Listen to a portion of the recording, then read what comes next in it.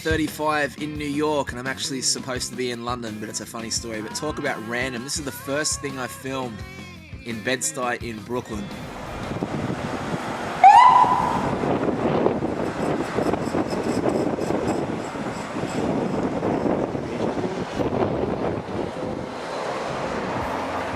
So there's nothing like waking up to a bit of cop action on the streets, but the reason I'm in Bed-Stuy in Brooklyn is to catch up with Vida, who I met randomly on the streets in New York a couple of years ago, and we stayed in touch. She's an amazing lady, a professor at NYU, and we'll meet her shortly on the show, but it's always cool because she let me stay at her place, and I thought, well, I'll stay in New York for an extra couple of days and tie up some stuff with the website that I've been getting built by this guy, Adrian, back in Sydney. We met randomly through the net as well. And he's got a company called A Captured Moment, and you've probably seen the web show so far. That's the site that he's been building.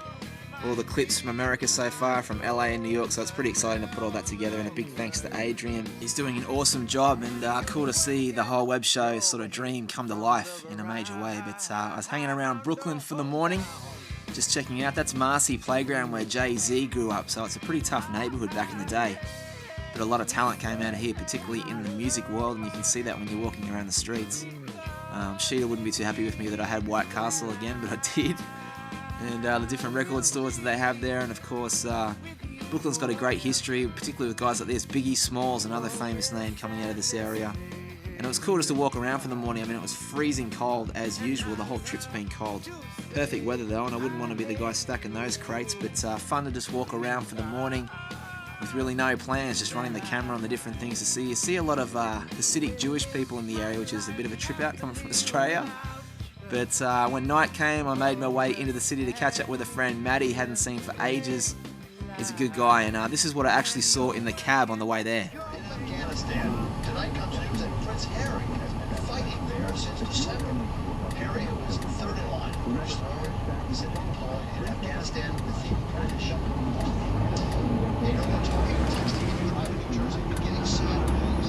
So the cab dropped me off at the Lower East Side and a pretty cool little Aussie place, the Barramundi, and Matty and his friend Nick went inside, and then we were joined by Chris and his girlfriend Alana, and we made our way to another Aussie bar. You should really take my winter coat. I've got 3 others. No, I'm good, man. You know how much I got this coat for? And it's reversible. It's a black side boot. $7 at Kmart. Yeah, I always love a good bargain, but we made our way inside Bondi Road in the middle of New York City, and check out this music.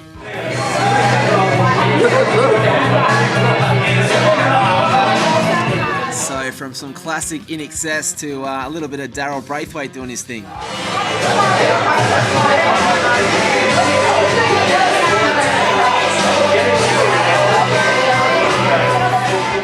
And it was a trip out sitting there eating a hamburger in New York City while all these classic Australian songs are playing.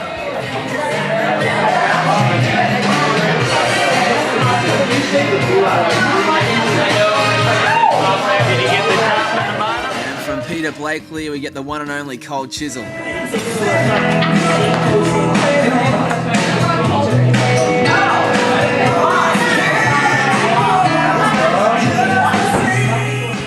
So after a great meal and getting to know some of the staff, I took one of the girls outside for a chat. My name is Deanie. And you're from where? I'm from Newcastle. How does a young girl from Newcastle end up rocking it in New York City? She comes to visit her brother. Yeah. And just doesn't go home. I don't blame you. What's your favourite thing about it? I mean, so many people in Australia have come here and they must love it. So many should come here, right? It's the best place ever. Yeah, it's like a big concrete playground. So how did you find it when you first got here? It took me about 8 months to settle into New York City. Yeah. It wasn't love at first sight. No. By any means, no. Yeah, was it in a winter or summer? It was in the winter. Okay. It was almost exactly 2 years ago. Wow. Mm-hmm. Okay. So what's been your favourite moment here, if you can think of one? You had any classic moments that your friends in Newcastle would love to hear about? I'm sure I have, but I don't think I can remember any of them. That good, huh? Yeah. On that level. And so this is like a complete Aussie restaurant, the Bondi. Yes, Bondi Road. Bondi Road. Mm-hmm. Yeah. It is an Aussie restaurant. We are very racist in that we will not hire anyone unless they're Australian. That's cool. And we sell fish and chips. That's amazing. And so was it a special thing tonight with the music, right? Because we were just cranking some Aussie tunes out. Every now and again we like to have an Oz rock evening. mainly on a Thursday. Alright. So it was a little bit special. Alright. And is there like a big connection of Aussie Mafia hanging on in here, like all the crew? Yeah, there's a big connection. Good for you, babe. When was the last time you're home? November. Okay. And how do you find it when you go back? You can't wait to come here? Yeah, it's hard to tell where home is. Really? Well, the show that I do is asking people about living dreams and stuff, and I'd say this is part of your dream coming here, because it should be. What's the ultimate dream if you could live for you? What do you want to do? I do what I want to do. Good for you. Yeah. Okay. So that's a work in progress. Yeah, living the dream. Good for you, babe. Great to meet you. Nice to meet you. Yeah, so it's always fun not knowing who you're going to meet, and you never know the amazing stories that could be sitting right opposite you. Alana, we've just met tonight very randomly through your boyfriend who's a Muay Thai fighter. Yes. Yes. Yes. And then we're sitting at a table here at this Aussie restaurant, and I ask you about your occupation, and it is?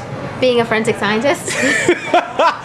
I gotta love that. Like, how does a forensic scientist thing come about for you? You said you love science always. Yes, I always did. I had like my first doctor set when I was like 4 years old. Your first what? Like, you know when your parents give you like a stethoscope, like a little plastic to stethoscope? play with, right, yeah. And you have like a teddy bear with all these bandages on it. Okay. So you try to figure out like what's wrong with the teddy bear. That's so cool. So, but I've always loved it. I came to America when I was like 9, so. From where? Guyana, to South America. Wow, okay. And my mom and my dad always wanted me to like do science, so that's what I did. And I entered all the science fairs when I was in elementary school and junior high, and I really liked it. So I did it in high school, then I did it in college, and then I was like, I'll just do this for the rest of my life. Good for you. I like it. I like it a lot. It's fun. Doing the whole forensic thing was a little different. Not till my junior year of college. Okay. I was doing like. I know, man. Can you believe this song comes on? That's crazy. I was going to ask you if you do this song. But back to your story. Like, how did? What about your friends and stuff? Like, do you have to study a lot, right? Yeah. So your social life has been a bit hectic. Yeah, it's a bit hectic. I was doing grad school and 2 jobs all at the same time and training as well, and it was crazy. So you worked hard. I worked hard, but it paid off. It paid off. I mean, my job doesn't pay very well, but it's a really cool job to have, and you can go so many places with it. Yeah, it's you get to travel so many places doing it. It's such an interesting job. So, like, what's a daily thing for you that you do in a day? What's the average day? The average day is I either look at some really, really gross stuff, like blood, semen, urine, vomit. Whoa.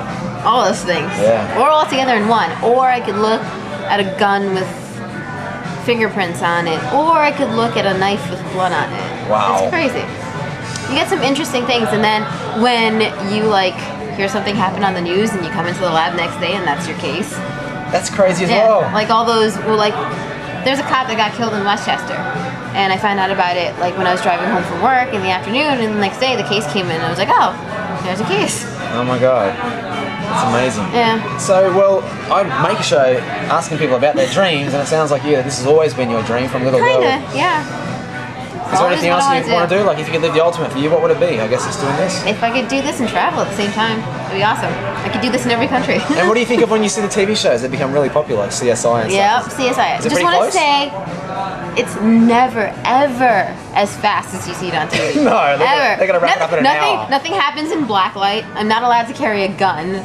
I don't make enough money to own a fucking BMW. Right, okay. And I don't wear sunglasses and talk to the camera. They've picked the glory bits and made it cool. Yes. Yeah. Well, great to meet you here in New York, and all the best of everything. It's awesome what you do. Thank you very much. Yeah, she was a very cool girl, so it was fun hanging out with Matty and his friends. And if you've ever wanted to see what it looks like inside a New York building, it's just sort of small and cramped and major walk-ups.